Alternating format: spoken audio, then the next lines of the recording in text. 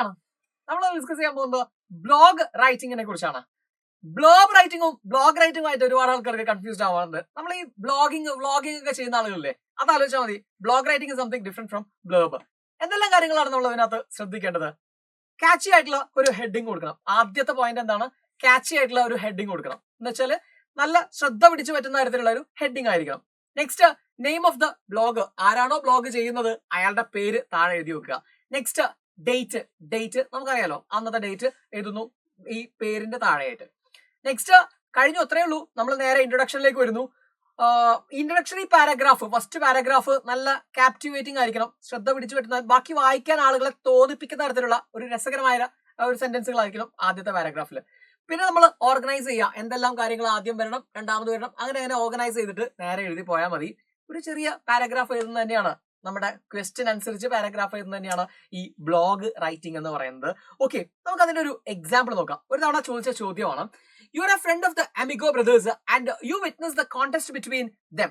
Amigo ബ്രദേഴ്സിന്റെ സുഹൃത്താണ് നിങ്ങൾ എന്ന് വിചാരിക്കാം. അമിഗോ ബ്രദേഴ്സ് ഓർമ്മയുണ്ടല്ലോ. ഓക്കെ, ആന്റോണിയോയുടെ ഫെലിക്സിന്റെ സുഹൃത്താണ്. നിങ്ങൾ ആ ഫൈറ്റ് കണ്ടുകൊണ്ടിരിക്കുകയാണ്, നിങ്ങൾ ഭയങ്കര എക്സൈറ്റഡ് ആയി. Prepare a blog entry describing the contest. നമ്മൾ പണ്ട് ഡയറി എൻട്രി എഴുതാറില്ലായിരുന്നോ? അതുപോലെ തന്നെയാണ് ഇപ്പൊ ഡിജിറ്റലായി ബ്ലോഗ് എൻട്രി ആണ് എഴുതുന്നത്. നമ്മൾ നോക്കാം എങ്ങനെ എഴുതുന്നു. ഹെഡിങ് കൊടുത്തു. ഹെഡിങ് എങ്ങനെയുള്ളതാണ്? കാപ്റ്റിവേറ്റിംഗ് ആണ് അല്ലെ. A stunning performance by Amigo brothers എന്ന് പറഞ്ഞൊരു ഹെഡിങ് കൊടുത്തു. എ സ്റ്റണ്ണിംഗ് പെർഫോമൻസ്, നമ്മളെ അതിശയിപ്പിക്കുന്ന ഒരു അടിപൊളി പെർഫോമൻസ്. ആരംഭം ബൈ അമിഗോ ബ്രദേഴ്സ്. താഴെ ബൈ ജോയ് പീറ്റർ, ഒരു പേര് കൊടുത്തുന്നല്ലോ. നെക്സ്റ്റ് ഡേറ്റ് എഴുതുന്നു. ഓക്കെ, എന്തിന്റെ ഡേറ്റ് കൊടുക്കാം. താഴെ it was a wonderful evening for the audience at Tompkins square park. Tompkins square പാർക്കിലൊരു ഭയങ്കര വണ്ടർഫുൾ ഈവനിങ് തന്നെ ആയിരുന്നു നമ്മുടെ ഓഡിയൻസിനെല്ലാം സമ്മാനിച്ചത്. നമ്മൾ പറയാറില്ല, ഫുട്ബോൾ മാച്ചൊക്കെ, ക്രിക്കറ്റ് മാച്ചൊക്കെ കഴിഞ്ഞു കഴിഞ്ഞാൽ അതൊരു വണ്ടർഫുൾ ഈവനിങ് ആയിരുന്നു നമ്മൾ പറയാറുണ്ട് അല്ലെ. നല്ലൊരു ഫീസ്റ്റ് എന്നൊക്കെ വേർഡൊക്കെ നിങ്ങൾക്ക് ഉപയോഗിക്കാം.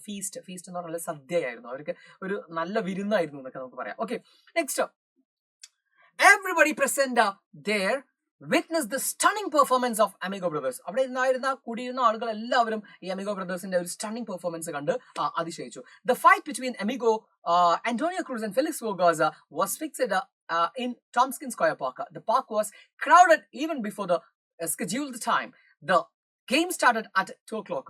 സമയം പറഞ്ഞു, എവിടെയാണ് ഇവന്റ് നടക്കുന്നതെന്ന് പറഞ്ഞു. ഫസ്റ്റ് പാരഗ്രാഫ് കഴിഞ്ഞു. സെക്കൻഡില്, when both the fighters arrived at the ring, the audience welcomed them with great applause. എല്ലാവരെയും ഭയങ്കര applause, കയ്യടിയോട് കൂടിയിട്ടായിരുന്നു അവരെ എല്ലാവരും വെൽക്കം ചെയ്തത്. Felix was escorted by a dozen of fans with white t-shirts. ഫെലിക്സിനെ ഒരു ഡസനോളം fans white T shirt ഒക്കെ ഇട്ടാണ് അവനെ വരവേറ്റത്. Antonio was too escorted and guided in a grand manner. വളരെ ഗംഭീരമായി തന്നെയാണ് ആന്റോണിയെയും അകത്തേക്ക് കൊണ്ടുവന്നത്.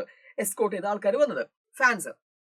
At first the referee gave the instructions, then the fight began. They attacked each other with strong blows and punches.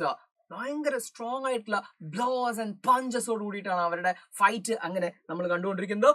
The crowd was, എല്ലാം past ടെൻസിലാണ് നിന്ന്, announcement ആണ് നമ്മൾ present ടെൻസിൽ എഴുതുന്നത്.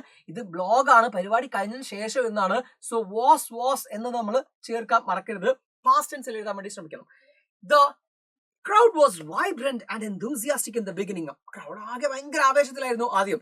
But when the fight was about to finish, they got worried. പക്ഷെ ഫൈറ്റിന്റെ അവസാനമാകുമ്പോഴേക്കും എല്ലാവരും ആകെ worried ആയി. കാരണം it was because the fighters savage attack, അവരുടെ ഒരു സാവേജ് ആയിട്ടുള്ള അറ്റാക്ക് കണ്ടിട്ട് അല്ലെ, ഒരു വന്യമായ രീതിയിലേക്ക്, വൈൽഡ് ആയുള്ള രീതിയിലേക്ക് അവിടെ. ഞാൻ ഈ സാവേജ് കിട്ടിയില്ലെങ്കിൽ വൈൽഡ് ഓർക്കാൻ വേണ്ടിയിട്ടാണ് ഞാൻ അത് രണ്ടും പറയുന്നത് കേട്ടോ. ഇനി both of them were really fighting hard. രണ്ടുപേരും നല്ല കഷ്ടപ്പെട്ടിട്ട് ഫൈറ്റ് ചെയ്യുന്നുണ്ടായിരുന്നു. Everybody thought that it would end in a draw. എല്ലാവരും വിചാരിച്ചു ഇതൊരു draw മത്സരമാവും. The crowd became silent and their blows continued. The bell rang again and again after the final round. Final round കഴിഞ്ഞു, bell പിന്നെയും അടിച്ചുകൊണ്ടിരിക്കുന്നു. Their blows appeared hailstones. Finally the referee and the two trainers peered Felix and Antonio. After a few moments, they looked around and then rushed towards each other and embraced each other. അല്ലെ, ഒരുപാട് കഷ്ടപ്പെട്ടിട്ടാണെങ്കിലും റഫറീസും എല്ലാവരും കൂടെ ചേർന്നിട്ട് അവരെ രണ്ടുപേരെയും അകറ്റി. പക്ഷെ പെട്ടെന്ന് അവർ പിന്നെയും ഒരുമിച്ചു അവരെ കെട്ടിപ്പിടിക്കുകയാണ് ചെയ്യുന്നത്. The referees were really in dilemma. Referees എല്ലാം ആകെ ഒരു ആശയക്കുഴപ്പത്തിലായിരുന്നു, ഡിലേമയിലായിരുന്നു. എന്താ കാരണം? They found it very difficult to find the winners. ആരാണ് ഇതിൽ ജയിച്ചതെന്ന് കണ്ടുപിടിക്കാൻ ഭയങ്കര ബുദ്ധിമുട്ടായിരുന്നു. The announcer began to make the announcement. Announcer അങ്ങനെ announcement നടത്താൻ പോകുന്ന സമയത്ത് എന്താ സംഭവിച്ചത്? He was looking around to see the winners. കൈ പിടിച്ച് ഉയർത്തണം ആരാ വിജയിച്ചതെന്ന്. പക്ഷെ ആരെയും കാണുന്നില്ല, രണ്ടുപേരും പോയി അല്ലെ. But both Antonio and Felix had left like true friends. They knew they would always be champions. The crowd at Tompkins Square Park witnessed the true friendship of these two boxers. എന്ന് പറഞ്ഞ് നമുക്ക് vlog അവസാനിപ്പിക്കാം. അപ്പൊ ഇത്രയും കാര്യങ്ങളാണ് ശ്രദ്ധിക്കേണ്ടത്. അപ്പൊ ഞാൻ ഈ ഒരു വ്ലോഗ് എൻട്രി വായിച്ചത് ഒന്ന് നമുക്കത് മനസ്സിലാക്കാൻ വേണ്ടിയിട്ട് എന്തൊക്കെ കാര്യങ്ങൾ എങ്ങനെ എഴുതണം, പാസ്റ്റ് ടെൻസിൽ എങ്ങനെ എഴുതണം. രണ്ടാമത്തത് ഏത് ക്വസ്റ്റ്യൻ ഇത് ചാപ്റ്ററിൽ നിന്ന് വന്നു കഴിഞ്ഞാലും ഇതുപോലെ ഒരു ന്യൂസ് പേപ്പർ റിപ്പോർട്ടോ അങ്ങനെ എന്തെങ്കിലും ക്വസ്റ്റ്യൻ വന്നാലും നമുക്ക് ഈ സെയിം സാധനം തന്നെ മതി, കണ്ടന്റ് ഇത് തന്നെ മതി. ഓക്കെ, അപ്പോൾ നിങ്ങൾക്ക് ഈ ഒരു വീഡിയോ യൂസ്ഫുൾ ആയെന്ന് തോന്നുകയാണെങ്കിൽ തീർച്ചയായിട്ടും ലൈക്ക് ചെയ്യുക, കമന്റ് ചെയ്യുക. ഓക്കെ, അതുപോലെ തന്നെ ഒരു കാര്യം കൂടെ ഒന്ന് ജസ്റ്റ് സമ്മപ്പ് ചെയ്ത് പറയാം. ഈ ബ്ലോഗ് എൻ്റർ ചെയ്ത് കണ്ടു കഴിഞ്ഞാൽ ഒരു ഹെഡിങ് കൊടുക്കുക, താഴെ പേര് എഴുതുക, ഡേറ്റ് കൊടുക്കുക, പാരഗ്രാഫ് എഴുതുക, പാസ്റ്റ് ടെൻസിൽ എഴുതുക, പരിപാടി കഴിഞ്ഞു. Okay, thank you.